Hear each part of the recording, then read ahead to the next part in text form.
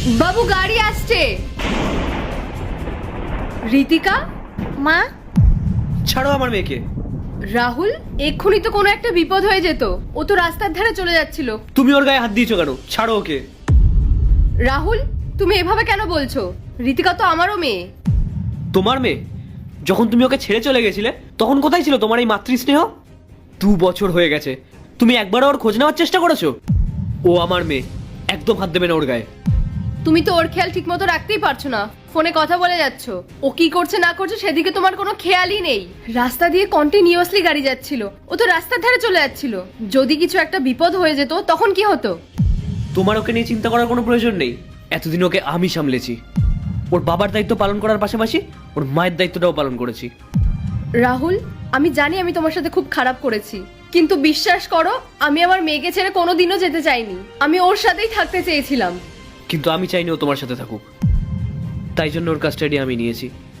তুমি তো সবসময় তোমার বসের সঙ্গেই কাজে বিজি থাকো। ও যদি তোমার সঙ্গে থাকতো, না তুমি ওর ঠিক মতন দেখাশোনা করতে, না ওকে ঠিক মতন খাওয়া দাওয়া করাতে, না ওর পড়াশোনার দিকে খেয়াল করতে। আর সেই কারণেই ওকে আমি আমার কাছে রেখেছি। রাহুল, আমি জানি তুমি এতদিন ধরে ওর খেয়াল রেখেছো। আসলে তখন আমি টাকার লোভে আর প্রমোশনের আশাতে বসের সাথে ছিলাম, তোমাকে ছেড়ে দিয়েছিলাম। হ্যাঁ, থাকো না তুমি তোমার বসের সাথে। উনি তো তোমাকে সব দিয়েছেন, লাক্সারিয়াস লাইফ, লাক্সারিয়াস কার। আমার মেয়ের জন্য না আমি যথেষ্ট। ও বাই দ্য ওয়ে, তোমার বসকে দেখতে পাচ্ছি না, তোমার বস কোথায়? রাহুল, যার জন্য আমি এত কিছু করলাম সে আমাকেই ছেড়ে চলে গেছে। ওর এখন অফিসের অন্য আরেকজনের সাথে অ্যাফেয়ার চলছে। আমার প্রমোশন তো দূর, আমাকে জব থেকেই বের করে দিয়েছে। আর যেটুকুনি সেভিংস ছিল সেটাতেই এখন কোনো রকম চলে যাচ্ছে।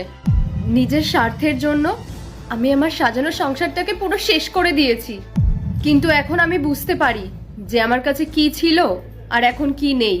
একটা ভালো হাজবেন্ড, একটা বাচ্চা, ভালো শ্বশুর শাশুড়ি সবই ছিল আমার কাছে, কিন্তু আমার জেদ আর রুহানের প্রতি ভালোবাসা আমার থেকে আমার সব কিছু কেড়ে নেয়। আমার সব কিছু শেষ হয়ে গেল। কিন্তু আমি যখনই এগুলো ভাবি না, আমার নিজের উপরে খুব রাগ হয়। থাক মেঘা, অনেক হয়েছে, এবার তুমি চুপ করো। আর একটা কথা কান খুলে শুনে রাখো, আমার মেয়ের ওপর তোমার কোনো অধিকার নেই। আর সত্যি যদি তুমি তোমার ভুলটা বুঝতে পারতে না, তাহলে এতদিনে তুমি একদিনের জন্য হলেও তোমার মেয়ের সঙ্গে দেখা করতে আসতে। আচ্ছা, তোমার কি একবারের জন্য ইচ্ছে করেনি তোমার মেয়ের সঙ্গে দেখা করতে? ও কেমন আছে ওরা একবার খোঁজ নিয়ে দেখতে? যে একজন অন্য পুরুষের জন্য তার স্বামীকে ছেড়ে চলে যেতে পারে, এখন নাকি তার মেয়ের জন্য দরদ উতলে উঠছে। হ্যাঁ রাহুল, ইচ্ছে হয়েছিল আমার, অনেকবার ইচ্ছে হয়েছিল আমার ওকে